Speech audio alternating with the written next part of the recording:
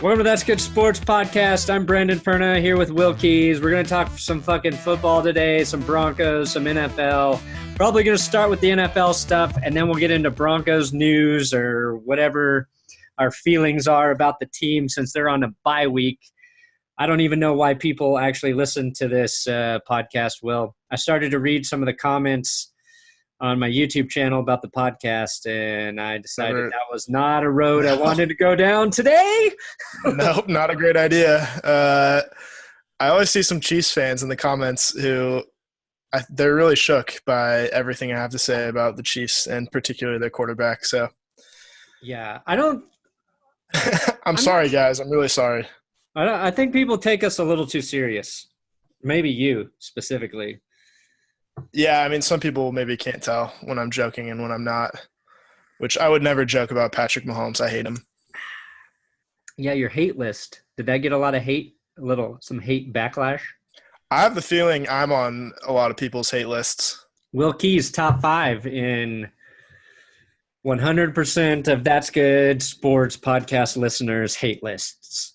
Yeah, you know that list with Steve Buscemi and Billy Madison, people to kill, when he's in his room putting on lipstick. Yeah. I have the feeling for some Chiefs fans, I might be number one. That's a great scene in that movie. One of the best, I think. What's interesting is I have a Nucky Thompson Boardwalk Empire joke in my Panthers-Steelers prediction. And also, I watched most of Adam Sandler's stand-up. Well, it's like a song fest special on Netflix last night, and it was classic Sandler. Like, if you grew up watching Adam Sandler, you're gonna enjoy that because it's all of his like dumb, funny songs, and he has some good like interludes of stand-up things. But it made me want to tweet Adam Sandler my channel because he's a big sports fan, and then hope that he says, "Oh yeah, that's pretty good," and then you and I when you change the name to "That's Pretty Good Sports." Yeah, that's pretty good, and then we wouldn't feel so bad when we get the hate comments, you know. No, if Adam Sandler's on our side, who could be against us? Yeah, is what I'd say. Maybe I didn't see. Yeah, go ahead. I was just saying maybe he could call Netflix and be like, "Hey, these guys need a sports show." And I say these guys, Will, because you're the only person who helps me. So you're the writer. I would bring you along as writer, but since you're young and I wouldn't want you to get cocky, I would not let you be head writer. Does that sound fair? Who's head writer? If Netflix gives me a show, I'll find somebody. I think they'll find somebody for you. I was going to say, I haven't seen the full stand-up special, but I saw that like Interpol parody song that he did about peeing in the shower. I thought that was pretty great. So I'm going to have to see the whole thing. Yeah. All the songs are like they're either like a bunch of funny lines or they're just a lead up to one like punchline. I don't know. I was enjoying it. Well, I watched Joe Rogan's comedy special. I needed to laugh after watching like 3 hours of election coverage, and I watched Joe Rogan's, and then I watched Sandler's, and I was laughing pretty hard in both of them. And my wife was not enjoying the Adam Sandler one as much, which I found surprising because I don't know. It's tough to hear. Yeah, she seems like so much more up her alley, but what do I know? What's your quick question before we get into it because people are going to get mad, but what's your favorite Adam Sandler SNL sketch or song? Because he's got a few of those. Oh, I don't know. You're asking me to try and pull from parts of my memory, Will, of I would have to dig deep. I mean, the one that I always think of first, I don't know if it's necessarily my favorite, but it was the Sloppy Joe sketch with Chris Farley. Yep, before he left. Sloppy Joes. That one.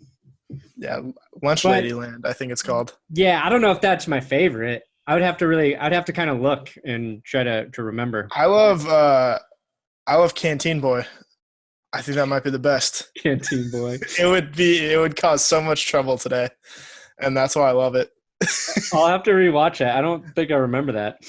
It's the one with the Boy Scouts with Alec Baldwin as the horny Oh Boy shit! Scout He's leader. like a pedo Boy Scout leader. Yeah. He's Oh like, no, "Oh, Canteen Boy, it appears my shirt has fallen off." And Adam Sandler's like, "Pretty quick fix there. Just put it back on."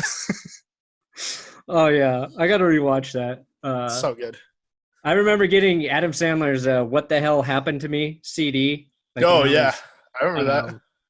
I had to be like third grade or four. I don't know when I could get it, but I fucking like just loved listening to funny songs with the guy swearing.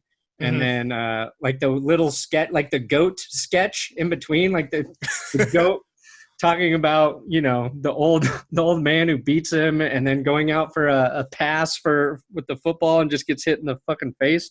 Like stupid shit, but I loved it. Anyway. Talented man. Extremely talented man. Glad he's coming back. I hope he's done with his Netflix movies and he's on to better stuff. But we'll see. Yeah, those haven't been good lately. No, not at all. All right, should probably get into it. Okay, fine. We're going to talk about, let's see, some trade, or not trades, but acquisitions happened today. Who went where, Will? Tell us, even though everybody already knows because we all have fucking Twitter. But let's pretend like we're giving this news to people for the first time. Yeah, I'm Walter Cronkite right now. The president has been shot in Dallas. Whoa. Also, Dez Bryant has been signed by the New Orleans Saints. Whoa. Let me tell you what this means. One of the best offenses in the NFL. It might have just gotten marginally better. Just got a little better. A little bit better. We're looking at probably – what would you guess Dez Bryant puts up for the rest of the season? I'm going to say like 20 catches, 280 yards, and 3 touchdowns. Yeah, that's pretty good because I think right now their second leading receiver is Alvin Kamara with 51 receptions. And then tight end, right? It's Watson is their third, and he has in the 20s, I feel like. Mm-hmm. Benjamin Watson, who's roughly 45 years old. There you go. He was in Savvy bet. NFL in 2005. He was literally the guy that chased down Champ Bailey. That's right. And he's still catching touchdowns in the NFL. Yeah, that's kind of crazy. He caught a touchdown last week and put the ball under his jersey like he was pregnant, which was like a great move back in like rec soccer when you'd just be like waiting around on the sidelines and you'd just like make your friends laugh by putting the ball underneath your shirt and pretending that you were pregnant. It would have been cool if he birthed out the ball. I would have gotten a penalty. Who cares? Just go for the joke. Sell the fucking joke, Benjamin. Yeah, you gotta be committed, like Michael Thomas. Yeah, I don't think Drew Brees gets enough credit for making his receivers good. You know what I mean? No. Like everybody talks about Tom Brady never having anybody, even though he's had we've talked about it, the best tight end who's ever played. He got to play with Randy Moss, but Josh Gordon now. It's true. I mean, Julian Edelman's a great receiver. Wes Welker was a great receiver. He's played with good guys, but Tom Brady makes a lot of those guys around him better. You would say the same things about Peyton Manning, Aaron Rodgers. I feel like Drew Brees does it, and he's done it for a long fucking time and never gets like credit for it. No, yeah, we had that whole State of the Union type debate leading up to the Sunday night game last week. Who's the GOAT, Aaron Rodgers or Tom Brady? And just shockingly little mention of Drew Brees the whole time, who I feel like if he had just like a stretch of years where he missed the playoffs because his defense was like somehow the 33rd best defense in the NFL every year. Alabama's college defense was ranked like higher than the Saints. Yeah, if he had just had like the 19th best defense those years, yeah, they would have been in the playoffs. He probably would have made another run. He might have been in another Super Bowl at least. I don't know. I mean, I still think he has obviously one more playoff run this year. And I don't see any signs of him slowing down. We talk about Rodgers and Brady playing so well in their advanced age, but people don't really talk about Drew Brees. He's as good as any of them. What's crazy is because last year it kind of looked like Drew Brees might have lost a little bit in regard to his arm talent, right? I think that was kind of the narrative. Even though the Saints were good, it was like they were really relying on their running backs to sort of push that offense. But this year, it doesn't feel like that at all. It feels like Drew Brees is throwing the ball wherever he wants to, whenever he wants to. I mean, he's got, I think, mostly Michael Thomas. Yeah, mostly Michael Thomas and Alvin Kamara still. But he's got 18 passing touchdowns and 1 interception, which is better than anybody. I think Brady has 17 TDs and 7 picks. And then, Mahomes is way the fuck up there with 29 touchdown passes or whatever the hell it is. But you're right. Like, what I thought we would see Drew Brees decline a little bit more this season, and that has not been true at all. Yeah, no, they've done a good job of gearing the offense to his strengths as he gets older. Like, if your arm talent drops a little bit in your late 30s, what do? You get one of the best pass-catching running backs in the NFL in the draft in Alvin Kamara. Get a reliable tight end in Benjamin Watson. Get Michael Thomas, who catches everything, and you're pretty much set. You're good to go. And now Dez Bryant will be there, and I think that's because so Dez Bryant goes to the Saints, and then Bruce Irvin signed with the Atlanta Falcons. Which I don't even know if I actually realized that he got cut. Yeah, it's pretty quiet. It happened, I think, just last week before it might have been before the Thursday night game. Might have been like right after. But that's a guy who just has not given a shit the whole season. Starting with week 2, we could tell like he just wasn't trying. He was gassed at the end of that Broncos game in Denver, and on the last drive of the game was just kind of jogging around, barely trying to rush the quarterback. Well, when he realized that his coach fucking gave up on the team, he did as well. And you know what's crazy is he still led the team in sacks with 3. The Raiders only have 7 sacks right now. That's crazy. And I was under the impression that Arden Key was going to be better than Khalil Mack. That's what some people said, at least. Oh yeah, a lot of people said that. Little birds chirping all over the place saying people are saying.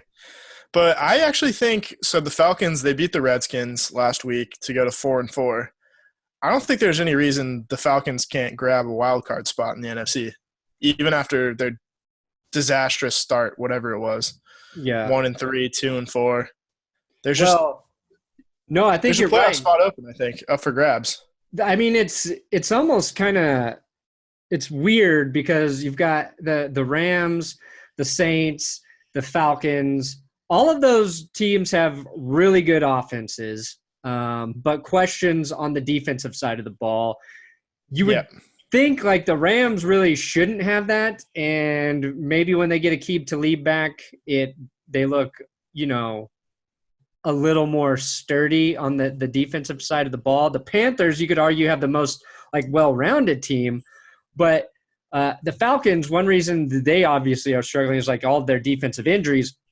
So I think the signing of Bruce Irvin, who I still think is a pretty good football player, and I agree, like he just stopped trying with the Raiders. And I think it's kind of strange that he cleared all waivers unless like he made it known that he only wanted to play for Dan Quinn. Because I think he did say he wanted to play for Dan Quinn. Who was his defensive coordinator in Seattle. Right. But I think he'll have more of an impact maybe for the Falcons in terms of really helping out in an area that they need help in comparing him to Dez Bryant. But I think Dez Bryant's contribution would put the Saints in a category where they might be too hard for anybody to beat in the playoffs. Yeah, no, I agree with that. I don't think anybody's obviously catching up to the Saints in the NFC South. And then the Panthers are kind of there, but I don't think they're going to hang around that long to the point where they're actually going to take the lead in the division from them. But so if you think about it in the NFC, you've got the teams that are pretty much a lock are the Rams, the Saints, the Panthers, and then I guess you could say the Redskins are a lock in a pretty poor NFC East. At least for the time being. Well, the Eagles can catch them, I think. They could, yeah. I didn't think about that. But so then you've got the number one wild card will either be the Panthers, or if they somehow beat the Saints, then the Saints would end up being the wild card. I don't really see that happening, but there's a chance, you could flip-flop between them. And then that second wild card's pretty much up for grabs. Yeah, you got a bunch of NFC North teams that I don't believe in the Lions anymore, obviously. The Packers, they don't look like they're going to be contending this year. It'll probably be the Bears out of there. So you're going to end up probably with the Panthers and the Falcons both in as wild card teams again. Yeah, I mean, you've got the Vikings too, who I don't know. Sorry, I forget about the Vikings in that. I don't know why. The tie just messes everything up. I hate the tie now in the They standings. only have 2 losses, right? The Vikings? I think they might have 3. They might have 3. Let me look. Because they lost to the Saints at home recently. They lost to the Bills in week 3. Oh, yeah. They tied the Packers. And I think they might have another loss in there somewhere. Oh, yeah. They're 5-3-1, and the Bears are 5-3. So, yeah, it'll be – I mean, the Vikings are a better team, but I don't know. The Bears are – somebody's got to be an upset somewhere, so maybe it'll be the Bears. Yeah, I mean, I could see the Falcons getting back Deion Jones and then kind of making a run like 10-6, going – which should be 6-2 in their last 8 games. I could see it happening. The Falcons, I mean, they might just get screwed in their own division by competition. Sure. Then you have the Seahawks in the NFC West who could sneak in as a wild card. They're 4-4, as are the Falcons and the Eagles. So if the Eagles pull ahead of the Redskins, Washington could be that another wild card team there as well. Yeah. No, it's pretty crowded. Yeah, the NFC is just a lot more competitive than I feel like than the AFC. Right. The AFC, you've just got teams that are separating themselves and a couple clear wild card contenders, and apart from that, nothing else. So I think all the divisional leaders in the AFC are pretty much set right now. Yeah, you've got the Patriots, the Chiefs, the AFC North is close. The Steelers and the Bengals, and the Steelers have that tie as well. So Steelers are 5-2-1, Bengals are 5-3, and then you got the Texans at 6-3. But the Titans coming off a big win. I don't know how big it is. They beat the shit out of the Cowboys, but they play the Patriots this week, which I think it's going to be might be a good game. I don't think the Titans will win, but I think they're going to play the Patriots well. I hope Mike Vrabel has a linebacker come in on offense and catch a touchdown from like the 3-yard line. That'd be sick, just like he used to do. Exactly. He's got the best touchdown percentage on catches. I think it's 100. Is it? Yeah. For a defensive player. Yeah, he's got 5 receptions, 5 touchdowns. And I think 2 of them came in Super Bowls too.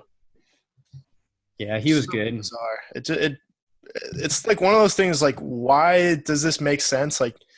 Why can't you just put a tight end in and run the same play? Because everybody knows that when you put Vrabel in, you're going to do a play action pass and then throw a little fade to the corner, and he's probably going to catch it. Vrabel got those big soft hands. Why is that better than a tight end doing that? I don't know, but it worked. So yeah, we're not going to cover him. He's a defense. Yeah, no need to worry. Nothing out of the ordinary here. I know he's done it before, but surely Bill doesn't have the balls to do it again. That was in the past. Forget about the past, everyone. I don't know why I started to sound like Trump there, but don't know why. No, I couldn't do a Trump impression if I tried, but sometimes I find myself accidentally imitating him. We're going to put Mike Vrabel in at the goal line. It's going to be tremendous. Yeah, that sounds like Alec Baldwin doing Yeah. 2 Alec Baldwin references in one podcast. We're going to get to 3. We're going to get to 3. It has to be organic, though. Okay, so my next question for you, Will. Okay. No. How many – please answer. Yeah, ask the question. Go ahead. How many draft picks should John Elway give to the 49ers for Nick Mullens? Well, considering the history with Southern Mississippi quarterbacks that wear number 4, I think 4 first-rounders is fair. 4 first-rounders. Heard it here first. Nick Mullens is your next Denver Broncos quarterback. That's right. I mean, he's undefeated. He's never thrown an interception in the NFL. He's averaging 3 touchdowns a game. What more can you say? He's got a 73% completion percentage in his NFL career so far. You know what's stupid is like 70% completion percentage is now normal for quarterbacks. Like, yeah, Sam Bradford really screwed that up for everybody. And that changed like just over the last couple years, because you would look at a quarterback in the 60s as being pretty damn good. Now it's like 70s is pretty damn good. And then you have like Drew Brees, who somehow like rides that 80 fucking line. Yeah, it started out in the AFL in the 60s. Be like Joe Namath has completed 48% of his passes for 4,000 yards, 18 touchdowns, 30 interceptions, and he's the MVP of the league. Yeah. Now that's like Sam Darnold stats. Yeah. I mean, Patrick Mahomes, 66, Goff, 67, Cousins, 71, Matt Ryan, 70, Derek Carr, 72, Drew Brees is 76. That's a lot of guys. Yeah, Brees broke the record, I think, last year, and I think he might break it again. Yeah. I mean, Carson Wentz is over 70, and then, like, all of your good quarterbacks are, like, high to mid-60s. It's insane. It's all the running back throws. Yeah, they're short. It's not like – they're not throwing more, like, deep balls. They're just throwing a fuck ton more short passes instead of running the football. Yeah. It's like the short passes have replaced running plays. And then, of course, if you do that stupid little flick pass, it's a pass. That's my least favorite trend in the NFL right now. Hand it off, you coward. Let the running back get the yards. What's Case Keenum at? I mean, he's at 63%. You would think that's like pretty good usually in most years. Yeah, but 11 touchdowns, 10 picks, and the Broncos aren't scoring a lot of points per game. Well, I'm just glad he's got a positive ratio now of touchdowns to interceptions after last week. That's true. Okay, so back to Nick Mullens. Yes. So don't get me wrong. Like, I watched that game, and the hype was like they were inflating him. Oh yeah, so hard. So hard. They have him come in on the post-game show. Jesus. And he's crying in his interview with Aaron Andrews. But, yeah, he's starting again for the 49ers. Oh, he's going to start this week? Cool. He's starting, He's starting at home again against a really terrible team with 1 win, just like he did last week. It's Rosen versus Mullens, huh? Yeah. No, it's the Giants. Oh, they play the Giants. Okay. Yeah, it's – the corpse of Eli Manning. What do I think they play the Cardinals? Nick Mullens. They played him a couple weeks ago, but I don't know. I'd like to see him do well, but the thing is, like, Kyle Shanahan makes everybody look good. He was scheming guys just wide open. That first touchdown pass to Pierre Garçon, there was no one else on the right side of the field, and he just makes it so easy on his quarterbacks that I don't know. I'm questioning whether Kyle Shanahan should get the coach of the year, even in a year where he has 2 wins, because he's winning games with his third string quarterback and making him look good. And I think last week we were questioning whether or not Kyle Shanahan was actually good. Yeah, no, he changed my mind. We flip-flopped back to he should win coach of the year. I mean, he's probably best suited. Like, his ideal position is probably offensive coordinator, but he's still just he's gonna get a pass because he lost Garoppolo again. So I think year 3 we're really gonna figure out if Kyle Shanahan's a real head coach or not. Yeah, I think the best way to keep your job for a long time in the NFL, besides being Marvin Lewis and not being a great coach, is having your starting quarterback get hurt every year. It's foolproof. That's what you could injure your quarterback on purpose. Another great strategy for keeping your job is drafting a quarterback really high in the draft and then sitting him for a year. Oh, yeah. Got to sit him. I think you cut out on me there a little bit. I said you got to sit him. I think you're coming back now, though. Can you hear me? Okay. Yeah, I can hear you. Okay. You got to sit him for a year because he's just got to absorb the playbook. That buys you 1 year. Can't fire me. I haven't even started my quarterback that I picked number 1. Exactly. Now, I mean, the Giants I don't think are as bad as the Raiders. And I think the Raiders are the worst team in the NFL. Their effort was laughable. Just non-existent on Thursday. The best thing you could do right now if you were waiting to start a rookie quarterback is just wait until your team played the Raiders, because I think that would be the best way to build their confidence. So I'll be very curious to see how he plays against not even a good team, but a team that's, I think, trying a little bit harder than the Raiders. Team that's and they have players. They have players that can give them a tough time on defense. Janoris Jenkins, guys like that. Landon Collins, who could swoop in, disguise a coverage, get a pick. And even the Giants' offense could make the game competitive. Like, they haven't done that this season necessarily, but there's enough talent there for them to, make Nick Mullens sweat a little bit. I'll say. That's a sentence I could not have predicted I would have said 5 weeks ago. No, I had no clue. That would have been complete gibberish. Who that guy was. Never heard of him in my life. No, heavens no. But he's verified on Twitter now. What weird sentence – they said that during the broadcast like 5 times. What weird sentence do you think you'll be saying 5 weeks from now that you wouldn't think right now? Ooh, weird sentence. 5 weeks from now? Yeah, like you wouldn't expect to say Nick Mullens is making me sweat right now. Right. Back in October. What do you think you'll be saying in December that you wouldn't expect? Wow.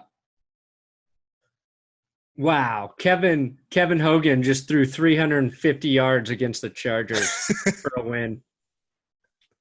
I like it. Okay, so what I want to do now is, before we started recording on my main channel, I posted a question in the community tab. Yeah, I was just looking at that while we were away. Okay, so with the Broncos on a bye week, what would you like Will and I to discuss when we record the podcast tonight? Some tremendous answers here, by the way. Yeah, so I just wanted to answer some of these questions since I posted it. The first one, and I think it's a glaring oversight on our part because I don't know if we would have addressed it, but from Highway_99, how Drew Brees beat Goff? I'll tell you right now, it was with his right hand. He did. He beat Goff with that right hand, throwing passes all over the place. It's just so tough to beat Goff with your offhand. Yeah. And sometimes it can cause, what to curve. And by I mean like normal routes and spirals and stuff like that, football stuff. Exactly. Yeah, you never want to beat Goff with the wrong hand, and Drew Brees did it with his right hand. Yeah, we knew somebody would be beating Goff this season, and it was a matter of time. It took Drew Brees, 3 hours of constant right hand movement to beat Goff before he could say that he actually finished the task and, walked away feeling satisfied. And I think all football fans were satisfied for seeing beating Goff get beat Goff by beating Goff. So yeah, there was a point in time where it didn't look like he was going to finish. Like he was just going to give up and not complete beating Goff, which would have been really frustrating. I think the whole team would have been really blue about that. But, from reports, he finished beating Goff and then went to the locker room and took a nap. Yeah, I mean the Rams. I mean they made a comeback and they started just listing off baseball players' names in Drew Brees' ear, which really made it hard for him to concentrate on getting those final 10 points to pull away there. He started thinking of his grandma watching him from heaven. Right. Okay, so the Rams did beat the Saints. I mean, the Saints beat the Rams finally did it, and now those teams are tied. Okay, so second question. This one also had 6 thumbs up from Brody Slagle. Is Mahomes legit? Are the Raiders doomed forever? And will Chargers choke again? I can take this one. So is Mahomes legit? Absolutely not. Are the Raiders doomed forever? Absolutely yes. And will the Chargers choke again? Of course. Wow. Good question. Really had to think about that one. Yeah, not a tough one, but a good question. I'll venture out and say at this point, Mahomes is legit. I think defenses have had enough time to watch the tape on him to really slow him down. The Chargers usually choke at the beginning of the season, but if they have to win like the last game of the season to be a wild card team, I say they choke. And then I think they might play the Broncos the final week. So wow, that'd be a shame if the Broncos had to play spoiler against the Chargers. I'd really hate to see that. I think the Raiders are doomed for a long time. Yes, no, that's the one where it's pretty looking pretty good or bad if you're a Raiders fan. Yeah, some of these aren't questions. Like XX Dinkles just says Broncos suck. Okay. We got Man Bear Pig. He's real. We've got serial. Let's see here. Top 10 greatest Broncos in team history or top 10 worst. That's like a off-season podcast. Yeah, we'll get there eventually when we really run out of stuff to talk about. Coaching replacement options. We'll get to that. We'll talk about the Broncos. Is Brady slowing down and how Gronk runs like an 80-year-old now? Well, he wasn't running at all on Sunday night. Brady slowing down. Yeah, a little bit. I mean, he didn't play that well on Sunday night, did he? No, he's had quite a few games where I'm like, oh, that's a little – like I'm looking, and I've been watching for him to suck for years. So now that I say this, he's probably going to go out and throw like for 350 yards and 4 touchdowns. But I think I know it was in a video or something, but his off-target percentage is it's got to be the highest it's ever been for him. But it's, I think, top 3 in the league for most balls that have been thrown this season that have been off target. I believe he was with Sam Darnold and Josh Allen maybe in that category. That's pretty bad to be that off target when most of your passes are 2 yards to James White every play. Yeah. And I think Gronk's been hurt. He's had a back injury. And as somebody who's dealt with those, when you get him, you're going to look like an 80-year-old man no matter what you do. You sure are. Getting out of bed, bending down to pick up anything. Like 80. 80 might be conservative. I think you'd act more like a 100-year-old. Yeah, I'm convinced on that touchdown pass to Josh Gordon on Sunday night, he was trying to throw to Edelman, and he overthrew it, and Josh Gordon just happened to be right there. I would have to relook at that, but I'll agree just because it pushes my narrative that Tom Brady is not that good. Here's a good one with 4 likes. My balls from Ryan Blood. Great question, Ryan Blood. That's great. I think we answered it very well. Quinn M says the Cardinals. Another good question. Well, maybe he just wants us to talk about the Cardinals. I guess I didn't I said, what would you like us to discuss? So my balls were Cardinals work. All of these actually work, I guess. God damn it. Oh, right. I forgot it wasn't a question. Damn. It's going to be – all right. Another good one from Drake Xavier, 438. We, the Chiefs, are the best. You spelled Chiefs wrong? You might just be talking about the Chiefs. Oh. What city are the Chiefs? Is that a band? Missouri City? The Chiefs. I like this one. For the love of money, how small my cock is? Question mark. That's a good one. Thank you for the love of money. Tits versus ass. We don't like to judge. Yeah, I don't know who would win in that fight. Yeah. No nut November. Oh yeah, that's 33 seconds ago. I don't even want to address that as a thing. No one does. No one completes that. No one completes that, and I feel like it's like an internet thing that is just so stupid that I don't even want to pretend that people talk about it. All that I'll say is Drew Brees didn't last. He didn't win. Nope. He beat the Rams, but he didn't win that. Let's I think we really killed that. Yeah. I guess let's talk about the Broncos now, because I know that's why a lot of people are here. Maybe mad that I didn't start with it. But it is a bye week. You can always skip ahead. Come on. But don't do that. No. I was really pissed off about the loss to the Texans. I aired my grievances in my review video. Yeah, you were looking like you were going to move there. Yeah, I packed up my shit, Will. Yeah, so where are you now? I just couldn't follow through. Oh, like most things in life. Yeah. It sounded like a good idea in my head, and then the logistics of it were overwhelming. Where would you move if you could?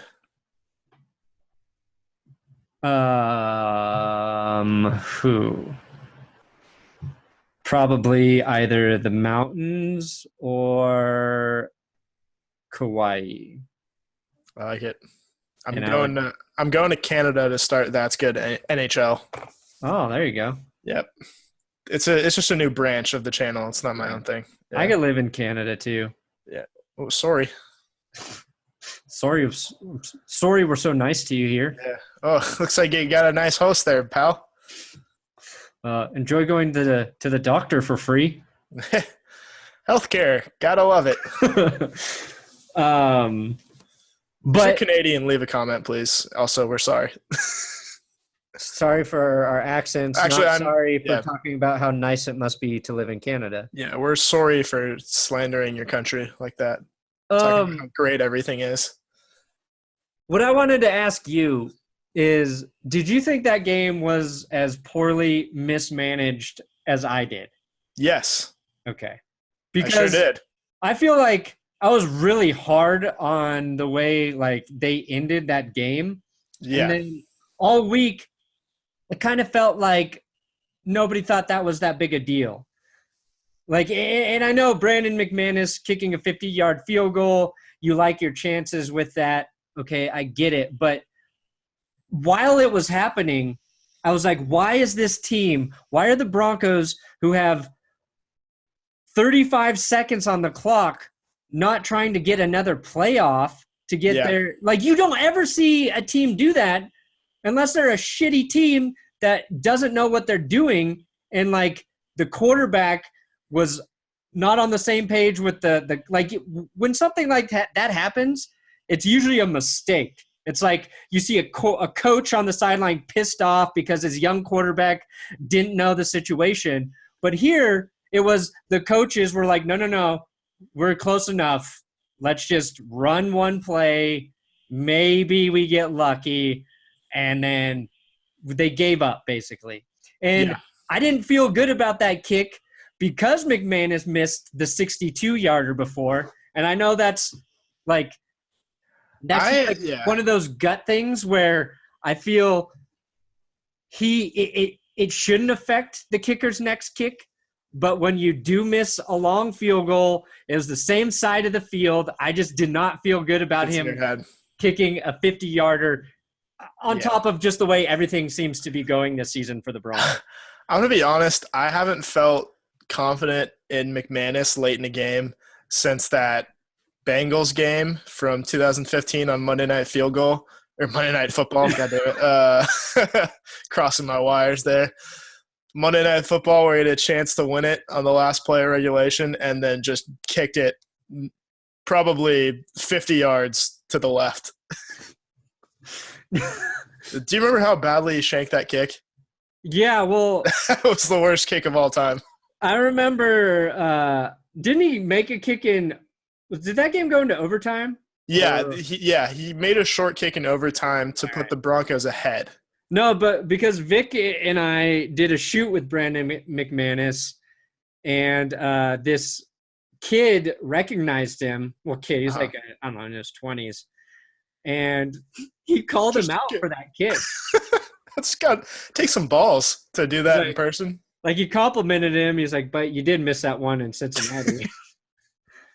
But what did McManus say? Like, yeah, I guess so. Yeah, he laughed and then ripped the guy later. I was like, what the fuck was that about? Yeah, I guess I did. I did miss that kick, dickhead. I think that was that after their – no, I don't remember if that was – I think that was after their Super Bowl run, but I don't know. He was clutch in the Super Bowl playoffs, but he's been – last year was not a great season for him, and it wasn't even about McManus for me at that point. I was just halftime kicking a 62-yard field goal. I don't have a problem with kicking a long field goal. It's just leaving that much time left on a very low percentage kick. When the other team, I think the Texans had 1 or 2 timeouts as well. 28 seconds. It caused Bill O'Brien to allegedly, possibly, if you're into mouth reading, call Vance Joseph a dumb fuck before halftime. Yes. Or as they were going to the locker room. Good job. Good job, Vance, you dumb fuck, I think is what it was. Allegedly. Basically. Not great. The point right there is the Texans before halftime have 28 seconds, and they get down the field 30 yards or some shit to give their field goal kicker a chance. The Broncos, in almost exactly the same situation with that much time, do nothing at the very end of the game. It was and it's not just that it was poorly managed to me. It was just so conservative. It was so conservative. It says that the coaches don't believe that their quarterback could play smart enough football in that situation where they had confidence in him to take a shot there.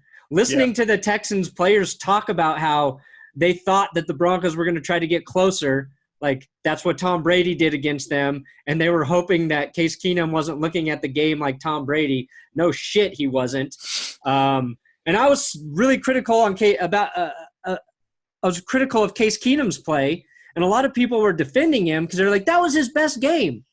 If that was his best game as a Bronco and he still fucking lost the game, what does that say to you about him as a quarterback?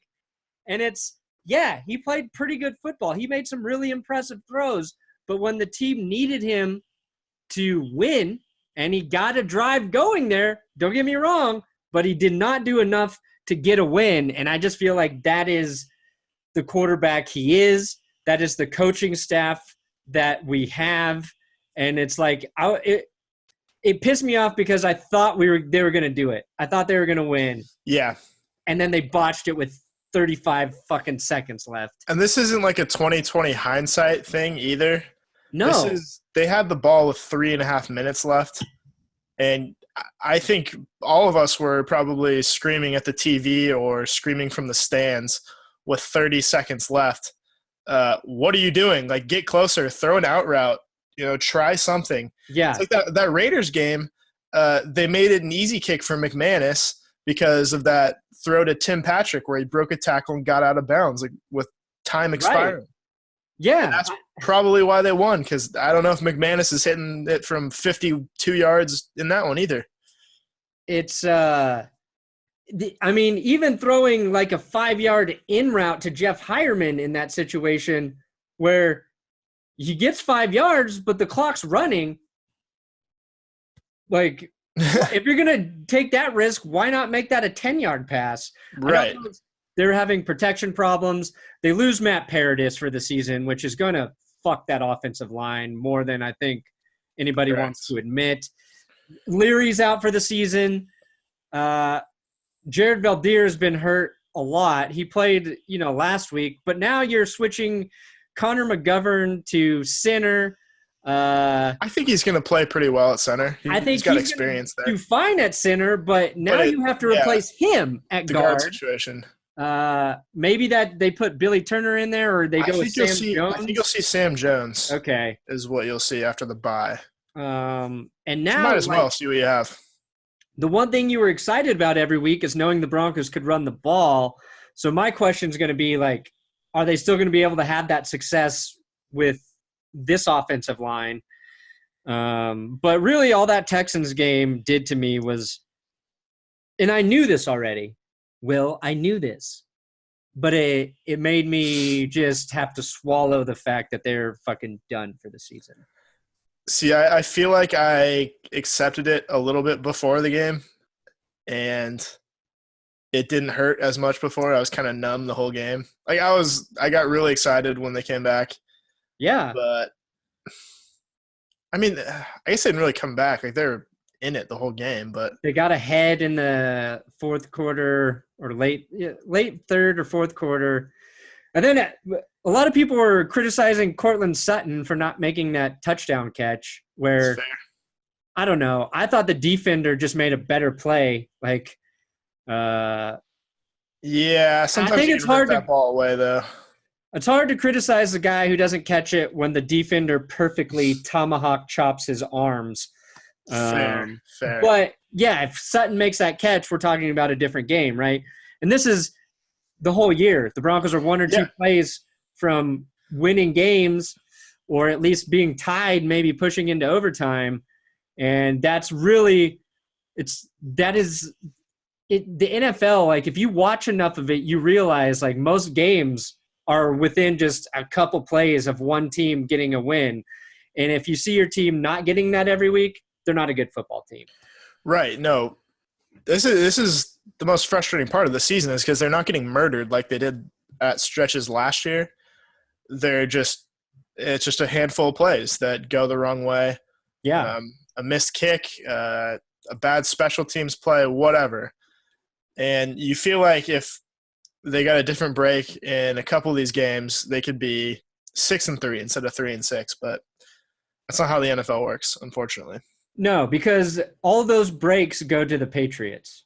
Correct. Yeah, no. They should be evening out for most teams, but somehow the Patriots have absorbed the luck of every other NFL franchise. Who would you rather be this season as a fan, a Broncos fan or a Packers fan? Because I feel like what's happening to both teams right now is very similar, but I think it might be tougher to be a Packers fan because Aaron Rodgers is still playing pretty damn good football, but they have been screwed out of wins for some of the dumbest reasons. Again, with the Monday Night Football game, like Aaron Jones fumbling when the Packers were going to take the lead in that game. Yep. And then the defense, who was decimated by injuries, just collapsed after that, and I don't blame them. Like, the Patriots aren't going to fucking beat themselves. And you can't make mistakes on the road in Foxborough. No. Hot take. Yeah, and I don't know. The Broncos just don't have that we're not going to beat ourselves sort of mentality. Neither do Packers fans. Well, their fans might not either. But neither did the Packers. I asked you a question, and I didn't even let you answer it. That's tough, because I feel like if you're a Packers fan, you get this frustrating feeling that you've got Aaron Rodgers at the back end of his prime and you're wasting it. Yeah. But I think there's a little bit of optimism for both teams, just so both of us don't kill ourselves, along with every Packers fan, is that Mike McCarthy's probably on his way out and Vance Joseph's probably on his way out too. So you get the sense that they're both talented teams. I think the Broncos, as an entire 53-man roster, are more talented, and that's just because Aaron Rodgers is taking up like 40% of the salary cap. Yeah. That's just how it is. That's how the NFL works. Case Keenum's not, so there's that little bit of give and take. But when you have that quarterback and you're paying him that much money, you have to surround him with a good coach, and I don't think the Packers have that right now. Yeah, if I were Aaron Rodgers, I don't think I would have signed a new long-term deal with Green Bay. I think I would have tried to become a free agent because he would have made like $45 million in free agency. Yeah, I mean, I would have been like, you know what? Why don't I just go to Jacksonville and win a Super Bowl? Why don't I go to the Broncos and win a Super Bowl? Yeah, don't do that, Aaron. You'd hate to see that. So with coaches, there's a lot of coaching things that could happen. Vance Joseph, you and I think, are both on the same page because we talked about this a little bit before the episode, that Vance probably gets more criticism than he deserves. Yeah. He's not a great coach, but he's not the worst coach. He's not the worst coach in my lifetime. You want to go back to the 60s, maybe. Do you think if the Broncos let him go that the Jerry Jones would be interested in him? See, I saw a tweet about that this morning. Oh, really? Yeah. And I was like, why? Why? The reason I thought that, I didn't see that tweet. I don't know if it's a credible thing or not. I think it's just speculation. Vance Joseph has made it very clear that he's willing to do whatever the GM wants. And like the knock on Jason Garrett is that he's a yes man to Jerry Jones, and maybe Jerry wants another coach like Garrett, and I think the closest example of that is Vance Joseph. I mean, yeah, every coach Jerry Jones has been his yes man, except for Jimmy Johnson, who he fired because they didn't get along after winning 2 Super Bowls. And I guess you could say Bill Parcells wasn't a yes man either, but it didn't work out there. Right. So that's why clapping Jason Garrett is the perfect fit. Yeah, that's turning into a huge meme. Yeah. And then Bruce Arians said he would be interested in coaching the Cleveland Browns. I hope so, because he's not very good as an announcer. I would like to see him in Cleveland. Oh, I'd love to see that. I think he'd do a really good job with Baker Mayfield. I want him out of that booth too. Get the fuck out of there, Bruce. Who's worse though, him or Jason Witten? Well, I think we'd be talking about Bruce Arians more if he was on Monday Night Football. I think Jason Witten, the thing is, like, I don't think he's terrible, but he screws up a lot, and they put him in too prominent a role too early. You can't just retire and then be expected to do color commentary on Monday Night Football right in the span of 6 months. Yeah, he should start him off as the third man on some Fox broadcast where he's getting. But I mean, I think everybody thought they could hit gold like they did with Tony Romo, right? Well, not everybody's Tony Romo, unfortunately. No, that's true. Nothing about Jason Witten in his career made me think wow, this guy's going to be great at announcing games at one point. Yeah, not at all. I mean, you see guys I know like Emmanuel Sanders, I think could jump in and do something like that and be very good at it. Agree. Shit. I'm just trying to think of guys who have personalities to do it. Ryan Fitzpatrick. Ryan Fitz, yeah. He could do it. Quarterbacks are solid because they know the game so well. Yeah, they do. And I'm sure Jason forced to do that kind of stuff already with the media. Yeah, they're used to talking to the media. They know the game better than tight ends do. And generally speaking, yes. Trying to think of a non-quarterback who I would want to listen to. This might be maybe Calais Campbell. Oh God. I think the booth would just shake every time he spoke. Just that bassy voice. Yeah. Ooh, yeah. Yeah, who's playing the stand-up bass in the Monday Night Football It's crew. Calais. Yeah. No, I want Calais and Booger McFarland There you go. on that cart that slides up and down the sideline and blocks everybody's view.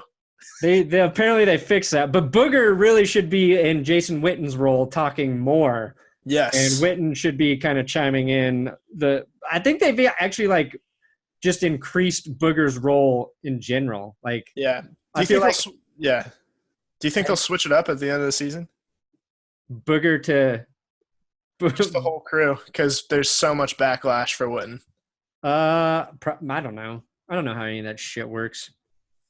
Yeah, I don't know. I mean, Sean McDonough only lasted 2 years, but it's probably enough announcer talk. Well, he quit. He was he was decent. Yeah, he decided he wanted to do that he's shit. Better at college football. I think Jon Gruden probably bullied him. That's why. Gruden. Yeah, come here. Just calls him bald boy all day long. I thought they were going to get Matt Hasselbeck because Matt Hasselbeck and Sean McDonough did the Pro Bowl together. I thought it was going to be the first hairless crew to do Monday Night Football. Ooh, that would have been hot. Maybe slide Trent Dilfer in there too. All them girls with the bald man fetishes would have been all over that. All those Mr. Clean fantasies. Hey, if you haven't had one of those, don't even call yourself a man or a woman. Correct. Okay, you want to pick these games and get out of here? Yeah, let's do it. All right, so we've actually got a good Thursday night game, which is pretty shocking. Panthers at Steelers. Oh yeah, I'm trying to pick here. I think the Steelers are going to win just because they're at home on a short week, but I won't be surprised if the Panthers win. And I'm trying to edit the prediction of this game. These teams are very similar too, which is interesting. They are, yeah. No, they've both gotten really hot after being kind of iffy to start the season.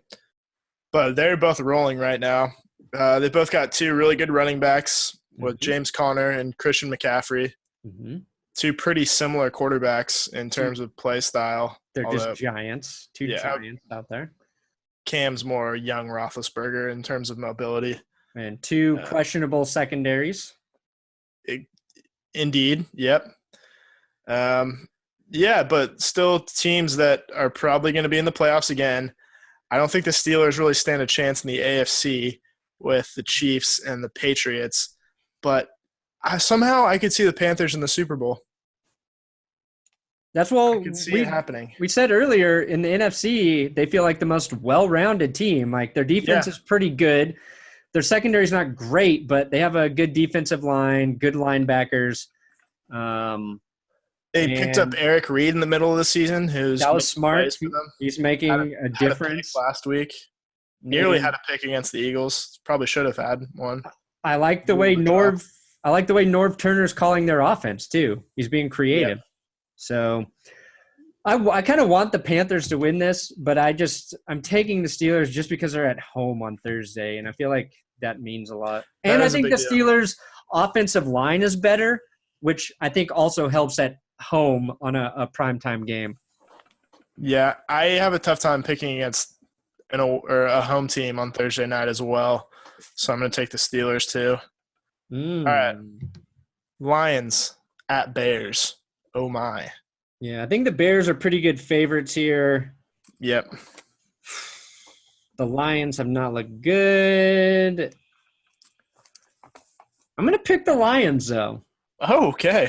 Just going to do it. I had just written down Chicago in your column, so I have to scratch it out and put Detroit. Erase that shit, baby. I think that's the first time in history. By the way, you had a good week last week. You went 9-3. I went 6-6. Yeah, and I should have been 10-2, but I picked the Packers, right? Yeah, we both did. Okay, you picked them too. You did pick you picked the Saints correctly. Yeah, that was a big one. Yeah, the two other ones you missed on were Seattle and Baltimore. Oh, I picked the Seahawks to win, huh? Yeah, I did too. I thought of like the Paul Allen emotion would win them that game. Forgot about the Alex Spanos emotion on the other side.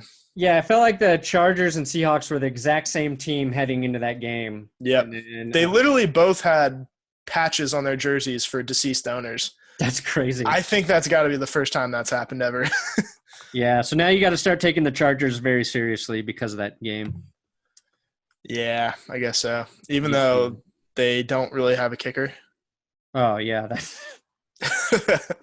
You just know that's going to bite them in like week 17 when they're trying to make the playoffs. Who are you picking, Bears? Yeah, I'm taking the Bears. Okay. Good game here. Saints at Bengals. Ooh, give me them Saints. Taking the Saints. After a big win, I think Drew Brees is going to be exhausted from beating Goff for 3 hours. Fair enough. I know I would. He's going on the road. Bengals are well rested after a bye week. I'm taking the Bengals. Ooh. So you've got the Saints. I've got the Bengals. We've got Falcons at Browns.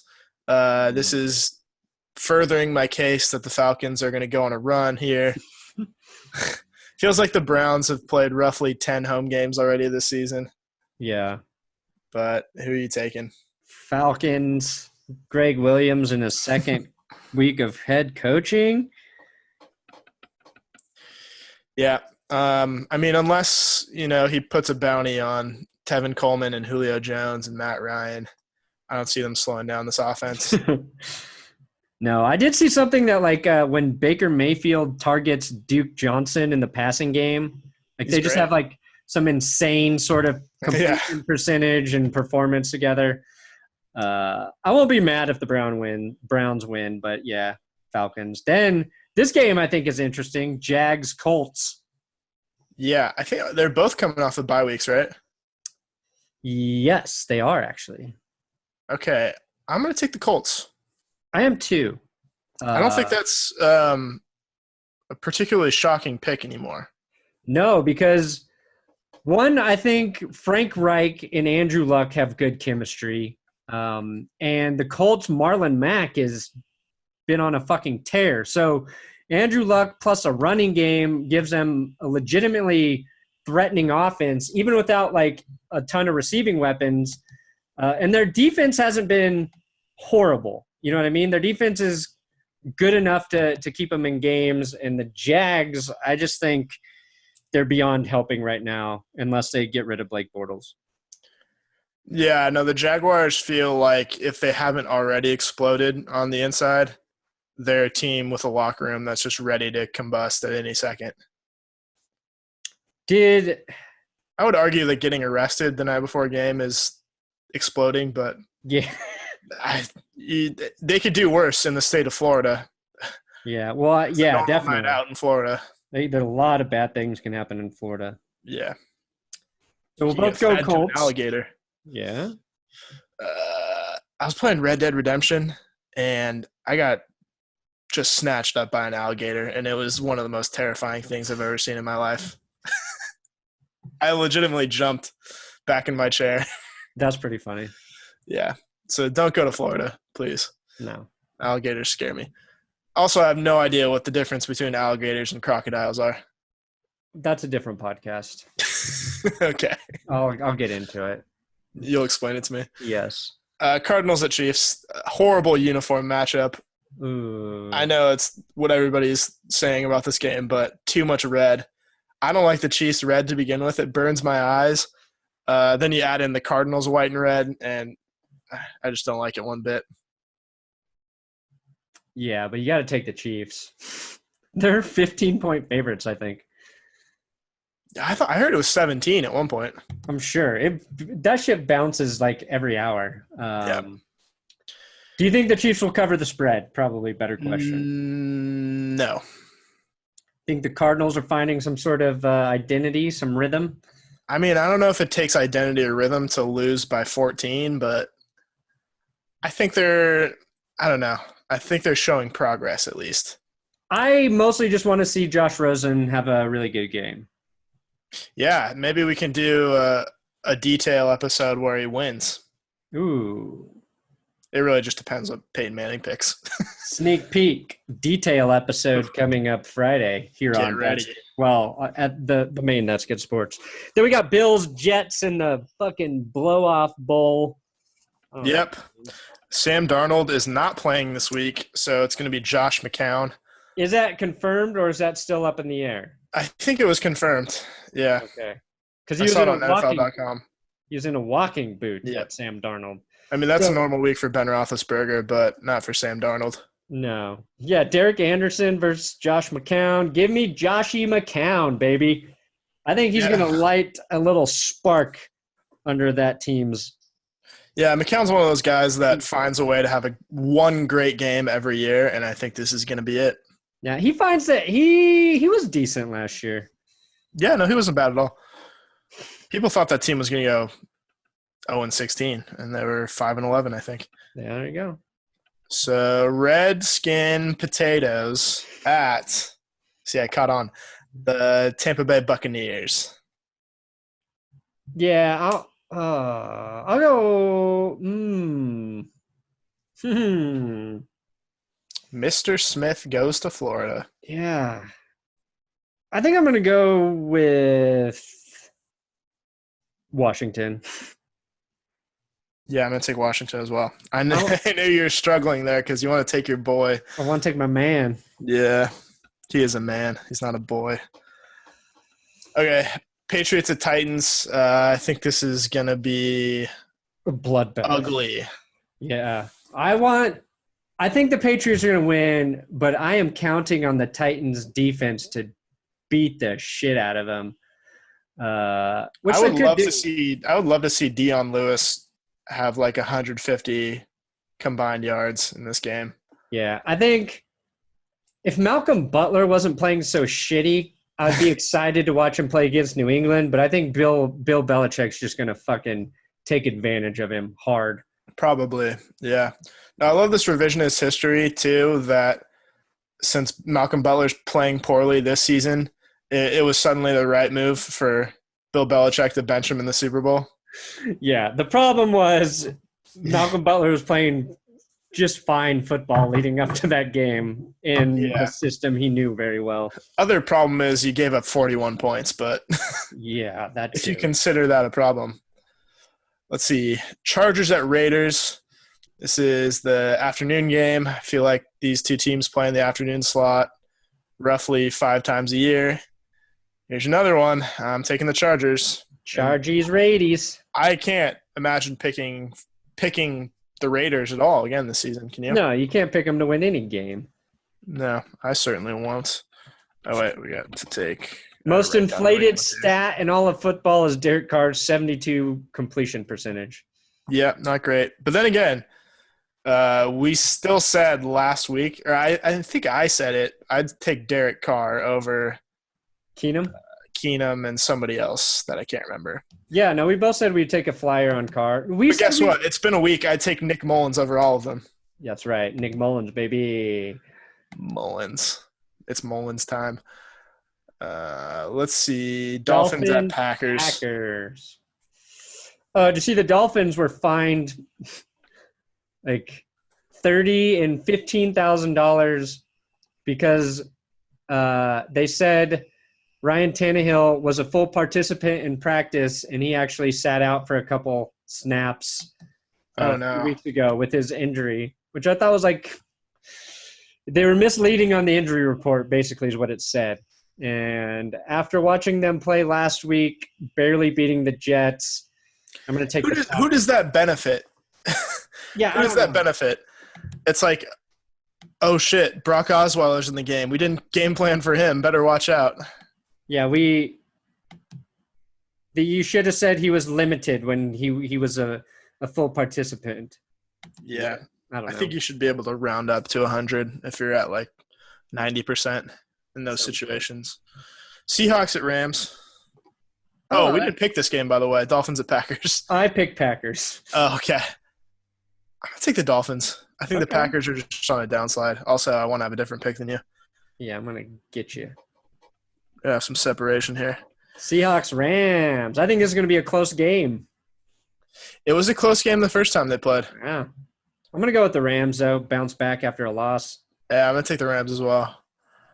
Yeah, I don't know. The Seahawks just gave up too many big offensive plays last week. Couldn't cover Keenan Allen. Can't imagine how they're going to cover Brandon Cooks and Robert Woods and Cooper Kupp and all those guys. Yeah, and they were the only reason they really had a chance in that game too was because of the Chargers kicker. And dude, I feel like Caleb. Rams don't even have to fucking try field goals. They just score touchdowns. Oh yeah. They'd probably have a better chance if they just had Todd Gurley running the ball in on every 2-point conversion. Yeah. I also thought it was stupid that he didn't score the touchdown. Yeah. No, that's like the old classic Brian Westbrook when he ruined everybody's fantasy season a few years ago. Instead of scoring a touchdown, just fell down like at the 3. Yeah. I mean, Todd Gurley got so much praise for that. So stupid. So annoying. It's like, yeah, I get it. It's somewhat of a smart move, but he wasn't going to also have 6 points. He was also, he wasn't going to take contact. He had earned his way down there. That would have basically ended the game as well. It wasn't a big deal either way, but people were like, I respect that. Such great respect for an unselfish player like that. It's like, all right, okay. My favorite time that's happened was in the Super Bowl, Giants-Patriots, when Ahmad Bradshaw tried to do that and he just physically couldn't and just tipped over into the end zone to score what was eventually the game-winning touchdown. That was the best. So let's say, great.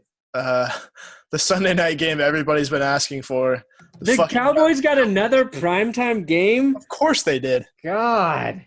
What do you think? What do you think this is? This is Sunday. This thing should be fucking flexed. This should be like Wednesday night. I don't want to see the Cowboys ever again. I'm going to take the Eagles. So tired of them. Easy. The Eagles too. Yeah, no. Fuck them boys. Goddamn Cowboys. Fuck those hot boys. Their uniforms just get tighter and shinier every single year, don't they? That I won't argue with, though. Yeah. I mean, I haven't been noticing or anything. I haven't been looking. And then finally, Giants-Niners. Yep. Game of the week. New York Giants at the San Francisco. Nick Mullens. Yeah, I think we got to take Mullens. I got to take Nicky boy on this one. My man. Show us Nicky, baby.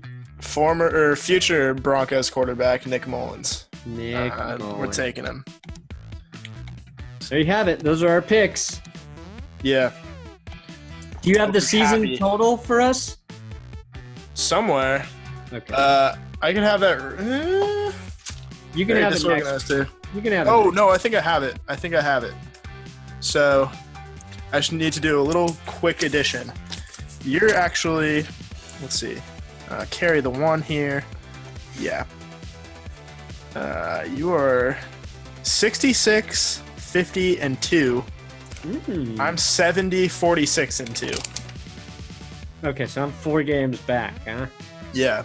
And you caught up by 3 games last week, so you're within striking range. Yeah, I had a bad start to this season. You're catching up. It's always tough at the beginning of the season. Always gets easier. Figure out teams. You learn to pick against the Raiders every single week. Makes it a lot easier. That helps. Mm-hmm. And you see teams are fake, like the Dolphins, and you just learn. Yeah.